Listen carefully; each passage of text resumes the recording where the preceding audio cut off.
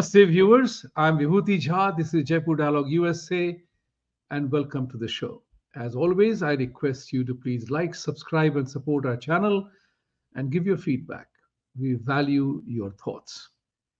Now, today I wanted to talk about not about the cabinet formation or the initial euphoria of Mr. Trump winning, the initial depression of Congress losing, uh, Democrats losing and Kamala Harris losing. There is a lot happening in America. It almost looks like a tragic comedy.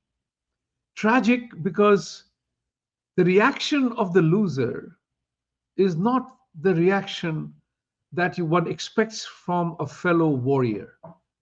You know, in the sports teams, when you lose, you go and shake hands with the winner, and the matter is over. You go on to the next match. But what's happening in America right now, there's a total chaos, total belligerence, a call to resistance. And women are shaving off their heads, goodness sake. So I'm concerned about this fact. The psychosomatic mindset of people, is it going nuts? To talk about this, I have a great pleasure in welcoming my returning champion, Professor Dr. Lakshmi Bandlamudi. Professor, Thank you so much. welcome. And I'm glad you are off today, so we can talk about it. So you have been very active, and your conversation with us regarding Carnatic music and a couple of things, but people were very happy with your thoughts. And I thought that as an academic, because that's where everything begins, the classroom, where the professors are going nuts at this point in time, school teachers are going crazy at this point in time. You know, the entire stress of the world has fallen on the academic world, and women particularly. You know, that's something, another part. So you are from the world of academic, and you obviously are a woman. Give your perspective, funny, serious, or otherwise. Thank you so much for inviting me back. And this is really very interesting. I watch political events not as a political observer, but more as a culture theorist and understanding why this phenomenon is happening and what is happening, how is it happening, why is it happening. So that is the angle from which I try to understand the events as they unfold.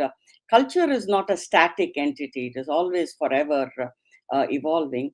I'll give you first an example from an conference that I attended. I think it was in Tokyo, and one academic presented something about the Brexit, and she did research on the psychological aspect of it. And she had also worked for EU in the Brussels and all that. And she said, what I see is the officials, elected officials, the administration, under the very difficult circumstances, they try to do the best that they can.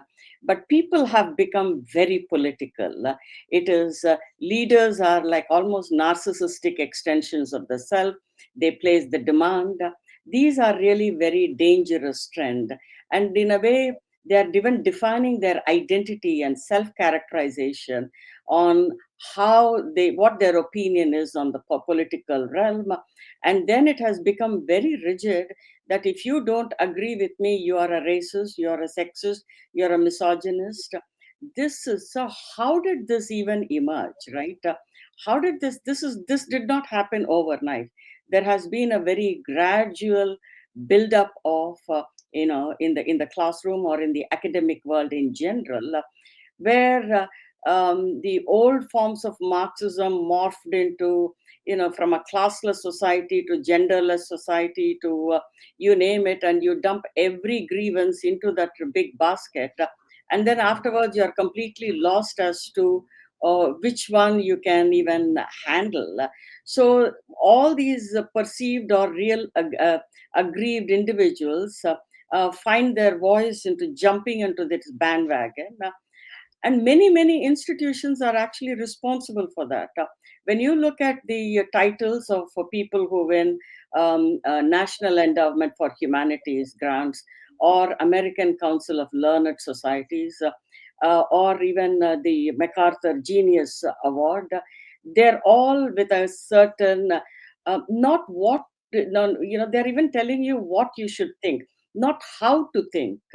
Any kind of a theoretical application, although you might get very good reviews of your project, that will be immediately discounted. So only when you are becoming the social justice warrior, uh, that is the project that will be rewarded.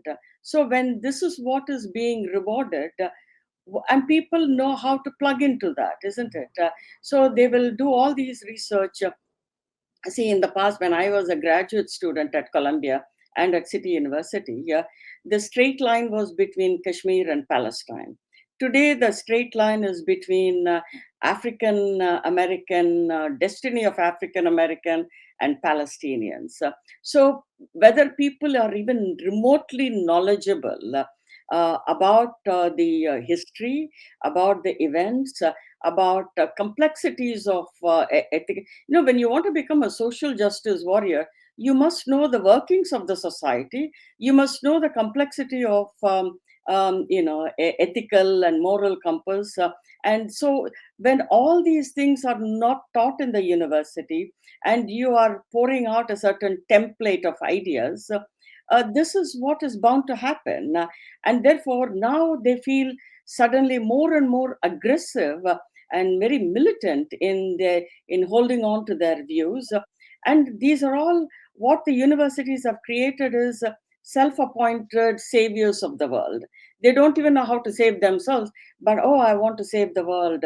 The world is really very unfair, and it is the age of outrage. Everybody wants to speak truth to power, and that is the fashionable thing. So in that toxicity has been building up for so long.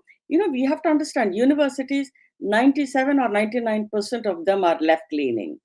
Okay, so you have to be very, very cautious before you even express, or even if you ask a counter question, it might be very innocent. You might be very sympathetic to that, but you're just simply in an academic spirit, you're asking questions. Those questions are they get dismissed with all these hurling these invectives at you. You're a racist, you're intolerant, bigoted. This is not going to help. And there has to be certain humility about the changing nature of the world. No one can predict. Someone asked me, what do you think? You think Trump is going to do everything? I said, I don't know. I have no idea.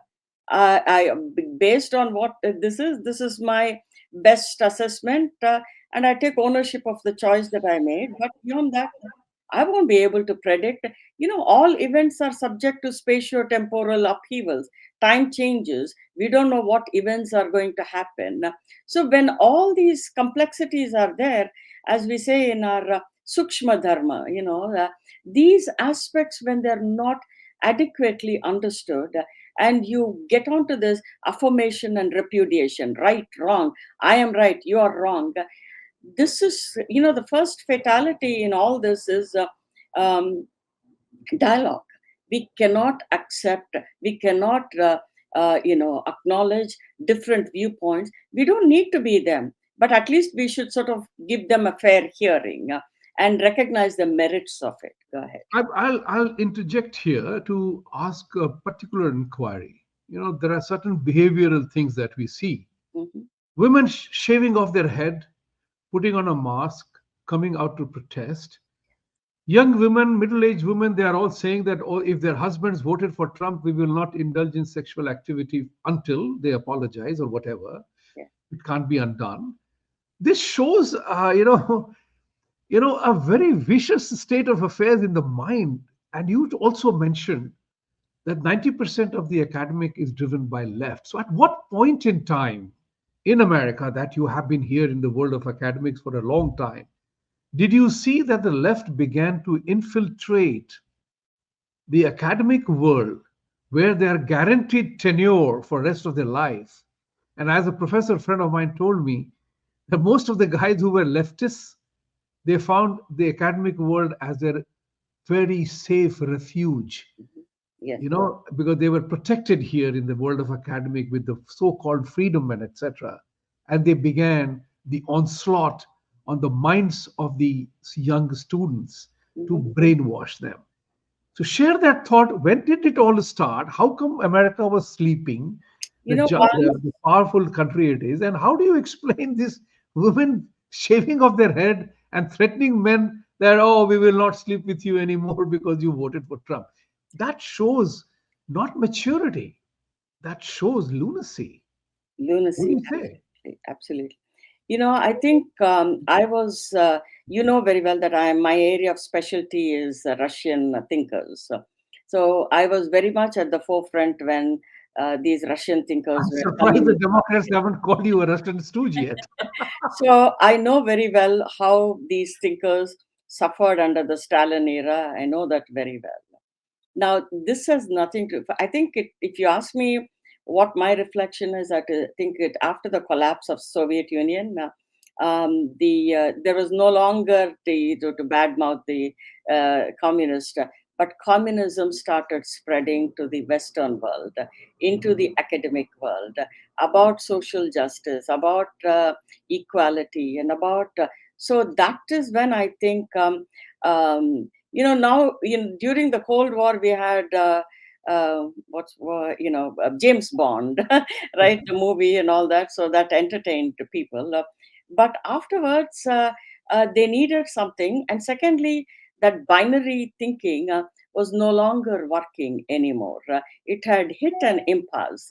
So when it hits an impasse, you don't have an alternate, you can't go beyond that. And then all this sort of, in 80s when I was in grad school, uh, even though it was slightly left leaning and everything, we did read Alan Bloom's Closing of the American Mind. There were quite a number of conservative professors.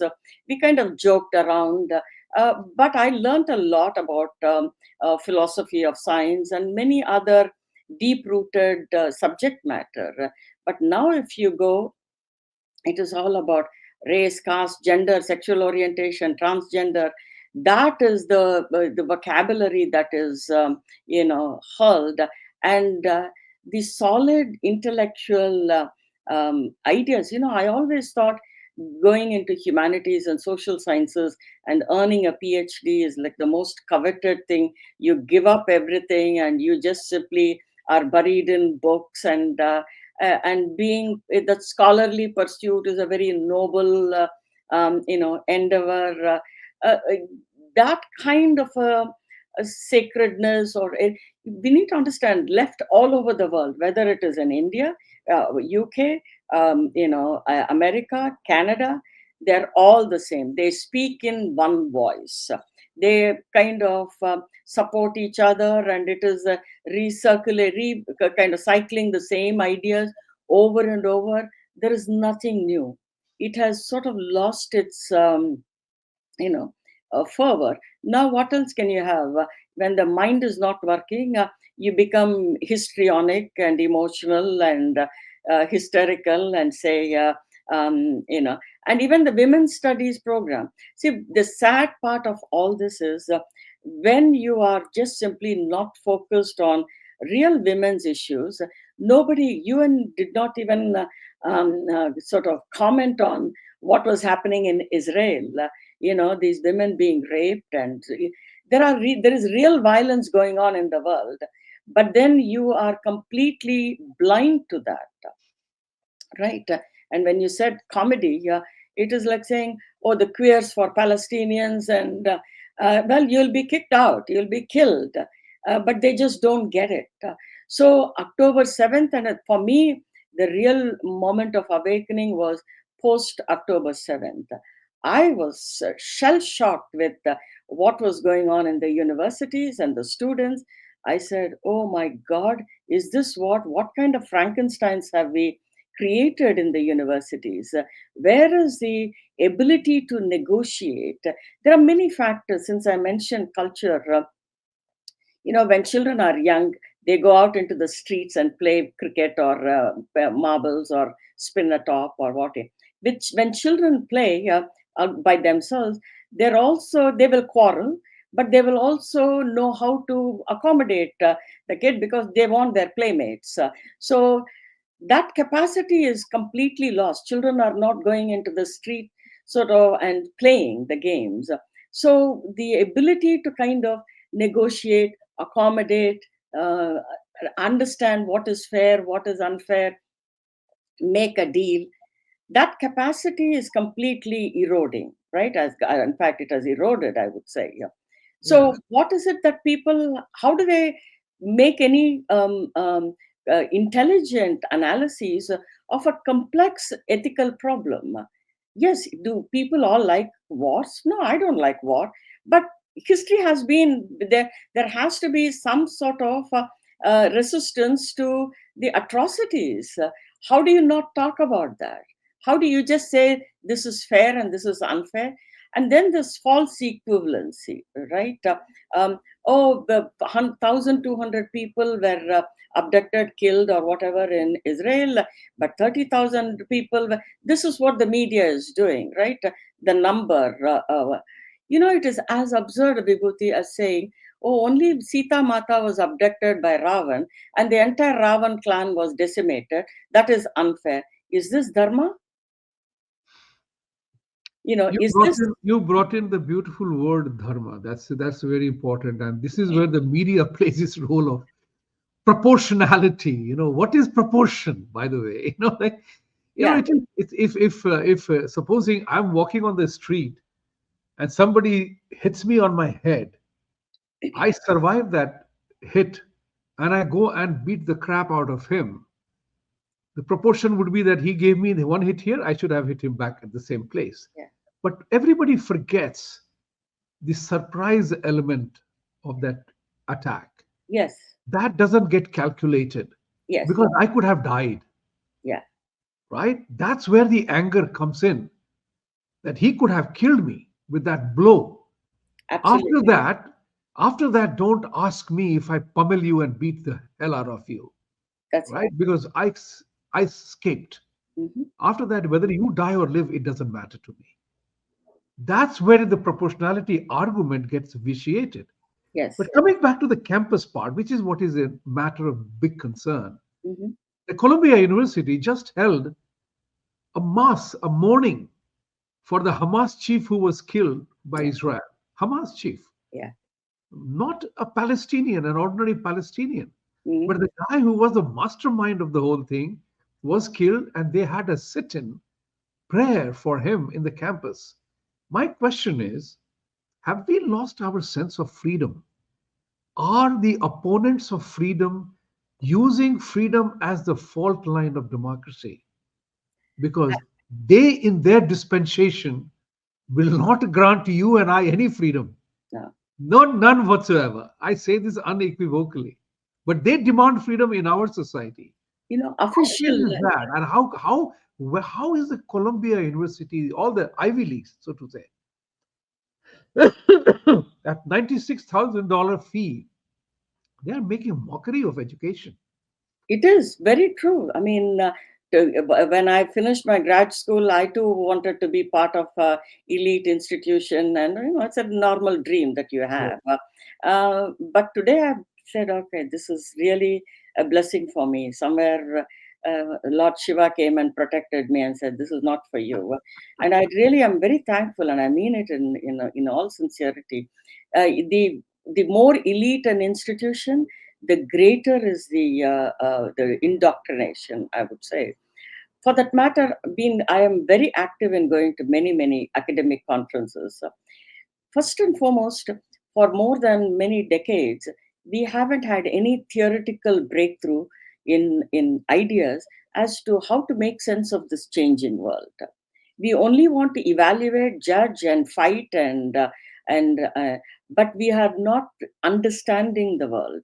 We are not understanding the ground realities, and this itself is very antithetical to Marx.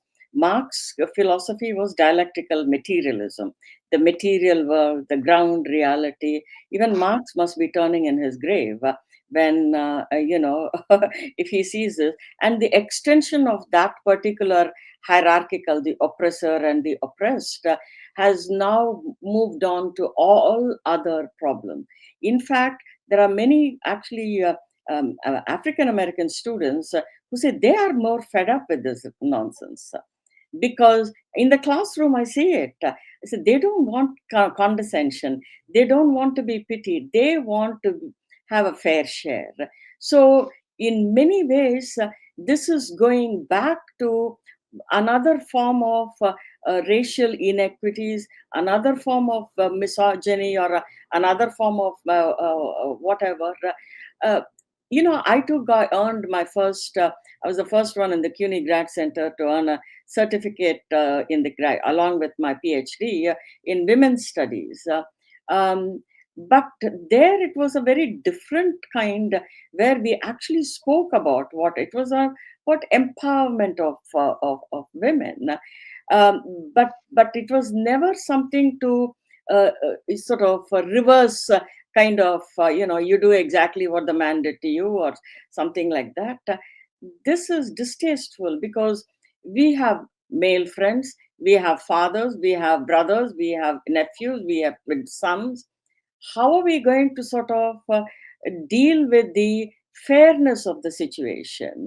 The same way, I would say, I want a platform to be able to speak about colonization, but I have no interest in seeing the colonizer completely crumble down. If it happens, it's not beyond. But I don't wish that to happen, because my father used to read ever since I was a little girl, Boswell's biography of Samuel Johnson. These are classic. We read British literature, we read Russian literature. That is what it means to be a global citizen. I don't need to forsake any of my identity as an Indian, but all these texts I'm willing to engage in a dialogue with the world literature. But that world literature cannot crumble and collapse. And then, the classic American texts, like, to me, that I say this in my classroom, we read Mark Twain, right? Huckleberry Finn and Tom Sawyer, along with Swami and Friends of R.K. Narayan. I said, today they don't read all that. And I asked the question in my classroom, how can a young boy become a man without reading Huckleberry Finn or Tom Sawyer? Just seems so absurd. See, we read literature, Vibhuti, in order to understand the world, in order to understand varied personalities. We Right. know how to negotiate with each of them. We try to see the pathos and the beauty of the human condition. Mm. But when literature itself is read through these lens of oppressor and oppressed, then all the human condition is lost. Mm. Right. So, way back, since my specialty is in Russian, when Dostoevsky was asked why did he write the book Idiot, he said, I want to find the man in man. That man and man, the human and human, is completely disappearing. And then this is not a world of ideas. We are living in a world of ideologies. Absolutely, not even ideologies. It's not even plural. It is singular ideology. That's it. Yeah. This is really a very tragic situation, I would say. You talked about comedy, and one of the, I watch comedy shows. Everybody wants to have a moment of laughter. To see, laughter is the best medicine. That's what Yeah, Reader's Digest taught us all. Jokes and laughter, they are big stress busters. yeah, But one of the casualties of correct. socialist, Marxist, political correctness, the world of should, the ideology that you talked about is humor. Yeah, Famous left-wing comedians like Bill Maher and others, they are talking about that the Democratic Party has caused the death of humor, yes. right? And even the other late night shows, nobody watches them anymore because No, there is no humor. There is a forced laughter by ridiculing others. yeah, You see, there is a huge difference in my concept of understanding of you are humor. absolutely right. Laughing about something and laughing at something. Yes, Laughing about something is inclusive. absolutely. Laughing at others is directional. You So said how it do very. you Well, put it? actually, Yeah. one of the chapters in my book called Difference, Dialogue, and Development. So, just to give Okay. you, and when I wrote this book, I have a big chapter here on laughter, Okay. carnivalization of consciousness. Okay. All open minds and open societies need to have laughter and comedy. But comedy is laughter is a close companion of truth. The real, actually, what you said is absolutely right. The biggest fatality here is there is no humor. You have become ideologues. You need to be faithful to truth. And you bring down all structures of power through comedy, to mock at all structures of power. But then when you're leaning towards one side and then demonizing the other, laughter has gone. What kind of an open society are we living in? Right? It is technically open, but it is really when you feel constantly restricted and all that, you're not going to be. And one of my friends said, "Oh, Lakshmi, you're being very optimistic." And I'm talking to the most optimistic person here, Vibhuti. And he said, "Lakshmi, you're just too optimistic." I said, the reality of differences in the world necessitates a dialogue. And when you respond to that call for a dialogue, you develop, you grow. And then he said, "No, what I'm saying is, difference, dispute, destruction. Chalo, you're just simply a dreamer." I said, "Oh, this is very interesting, what you say." But perhaps there is some truth to what he said, because our inability to negotiate differences, right? Diversity, and I tell this in my classroom, diversity is not who is an Indian, who is an African, and who is that's not what it is. Diversity of ideas. That ideas need to be kept alive. Each has its own merit.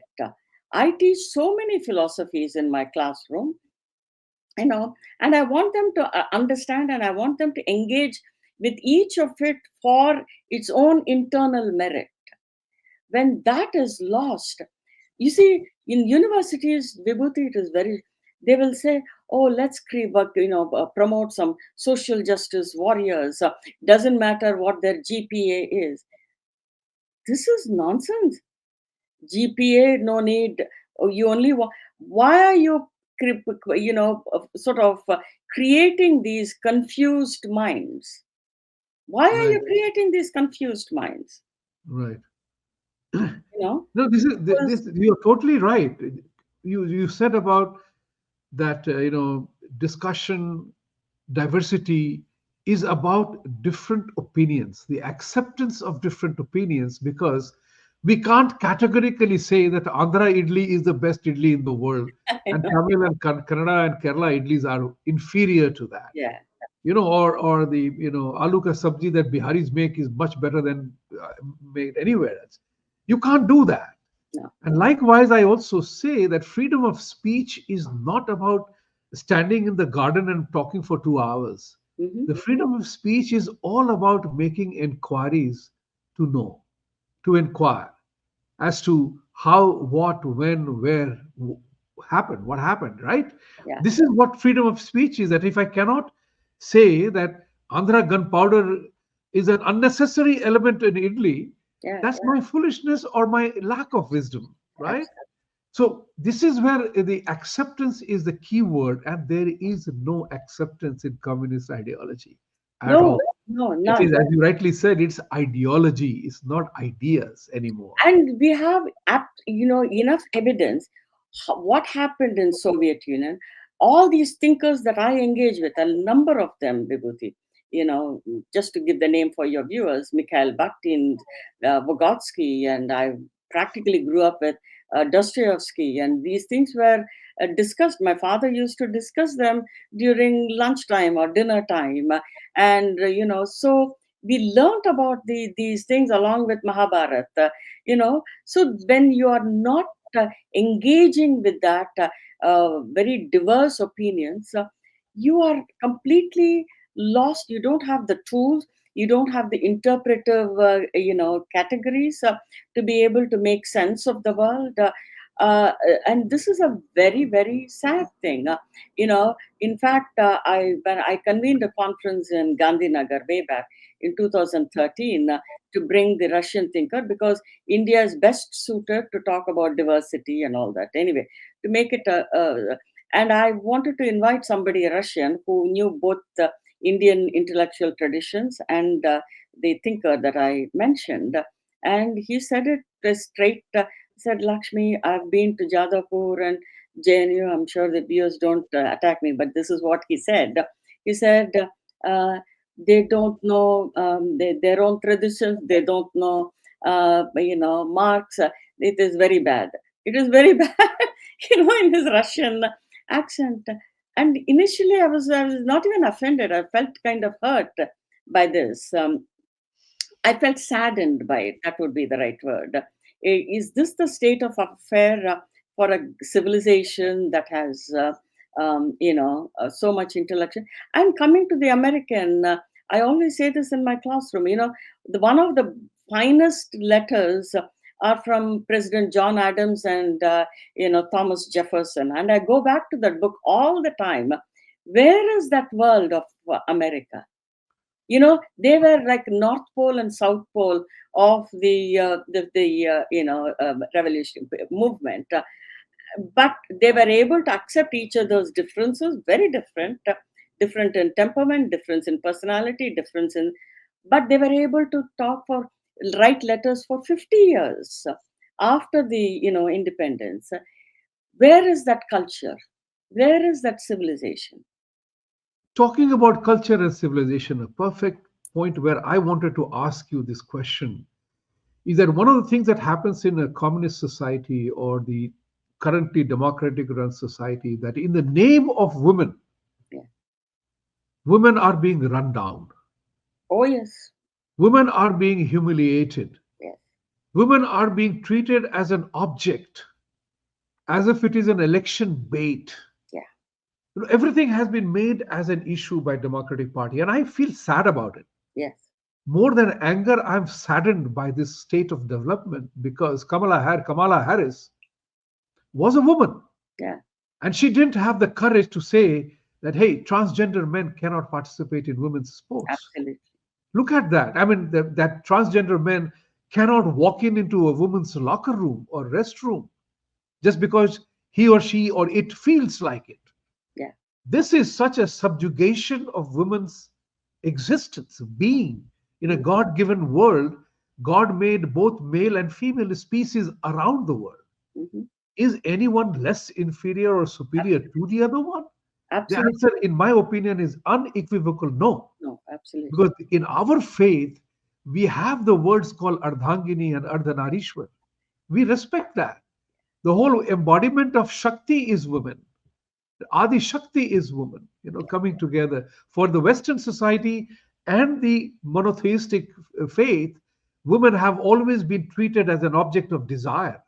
Just to add another point, Please, go ahead. you I made want to I want to talk about that. In America, are we seeing women being run down by absolutely, the ideologues? absolutely. Actually, all groups are being run down by ideologues. They're only instruments for things.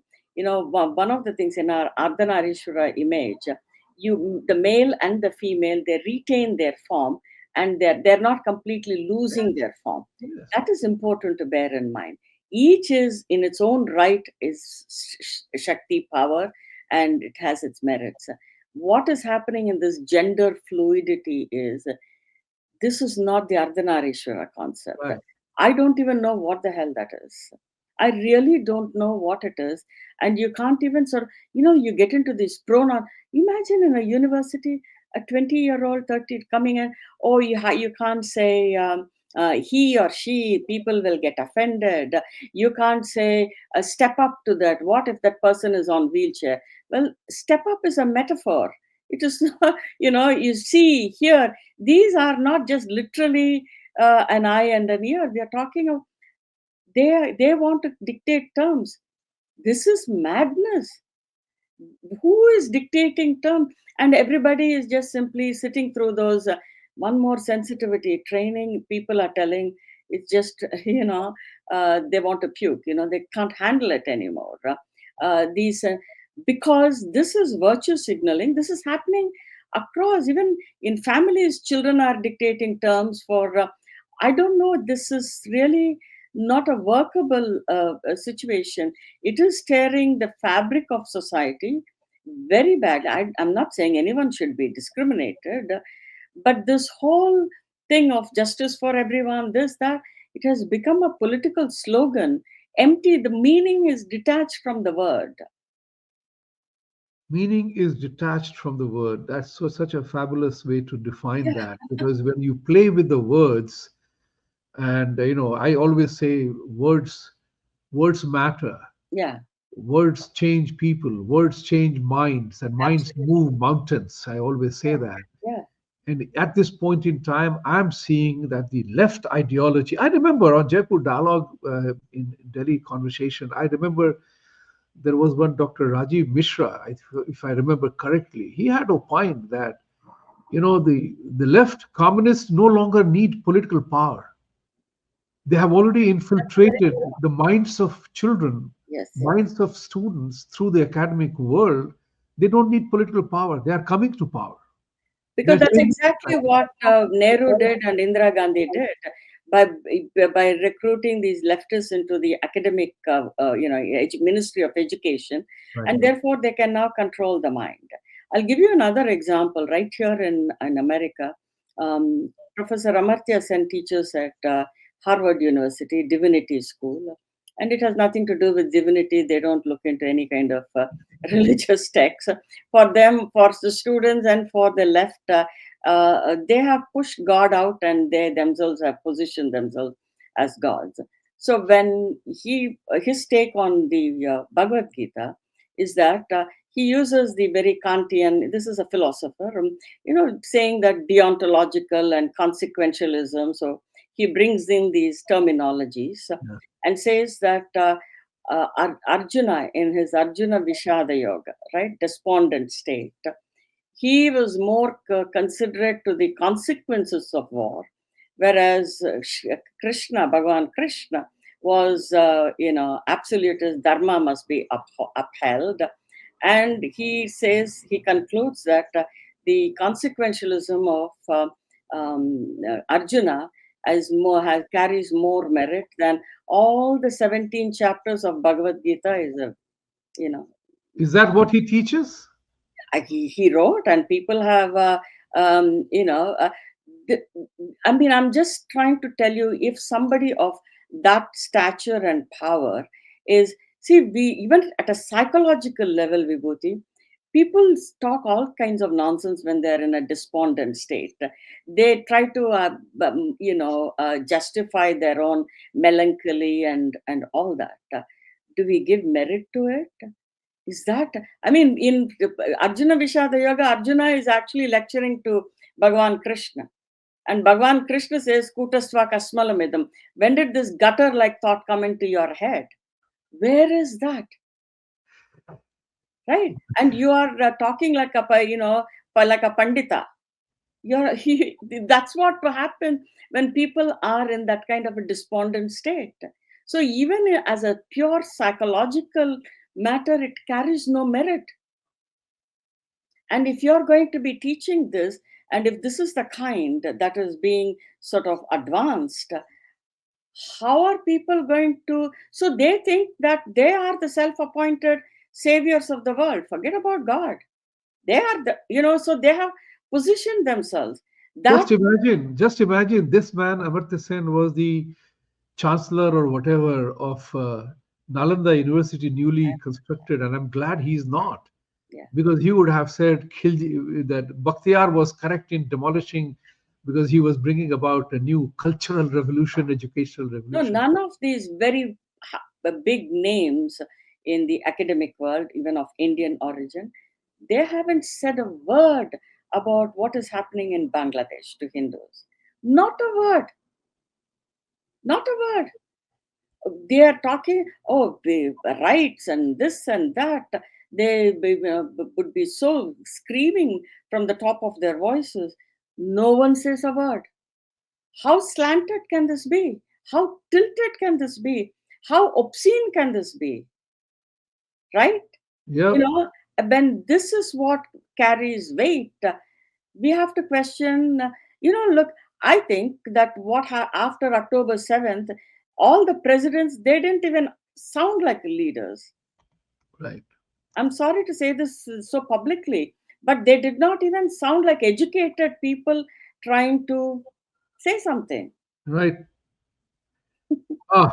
I mean, there is so much to talk. The academic world matters a lot because my father was an academician throughout. He wanted me to be a teacher. And because in India, the teachers' salaries used to be so low, I said, no, I'm not going to be there Yeah, because you are more stuck in the what I call the poverty of the middle class, yeah, so to say. So I decided to pursue the other path. yeah. So I have great attachment to the world of academics. I can, Great. I can have great attachment at the same time because I'm also a product of Gurukul system, yeah, like in Bihar. So I'm very proud of their education is key, and I see the decline in American education, which I always prided upon. My son is a graduate from here, but now I find that the people paying $96,000 to become a Wokistani is a criminal waste of parents' money. money that you are losing almost $500,000 Yeah, to lose your children to American education absolutely, and for the family part of it. That's what bothers me a lot. absolutely. And so I want to talk about it more. The second element is very, very important. How the role of women, how the women are being reduced to a commodity, the way the world is looking at them now. In the name of praising them, they are ridiculing them. Basic identity of a woman is being destroyed. Motherhood is being destroyed. God's, God's gift to the earth, male and female, for reproductive and continuing the tradition, that is being destroyed in the name of whatever. So I And am. also, women have become, in fairness, to the gender war has emerged more Yes, than women. We This is unsustainable. This is not what right is all about. It is, you don't need to negate the other to affirm the self. absolutely. You And don't the need. classic example was when the three Ivy Leaguer presidents or CEOs or chairman, whoever they were, when they were testifying to Congress about the Palestinian agitation that was going on in their campus against Jews, they say it depends on what they said and what you heard. Oh uh, my God, I yeah, was astounded that a woman, a mother, is talking in terms of justifying an atrocity in the name of freedom of speech. Goodness sake, how can you defend that? yeah. Lakshmi, it has been wonderful having you today. It's a very wonderful, non political, politicized, political conversation we had. And this is where the awakening happens. So, viewers, please like, subscribe, and support our channel. Think where you need to get involved. It's easy to watch and look at things, but in my example, I always learn a lot more by observing. So, ladies and gentlemen, thank you very much for watching. Thank you so very much. And as I always end my program and conversation with Satyameva Jayate, for truth to triumph, you got to stand up and fight for it. Thank Thank you you. very much. Thank you Namaste. very much.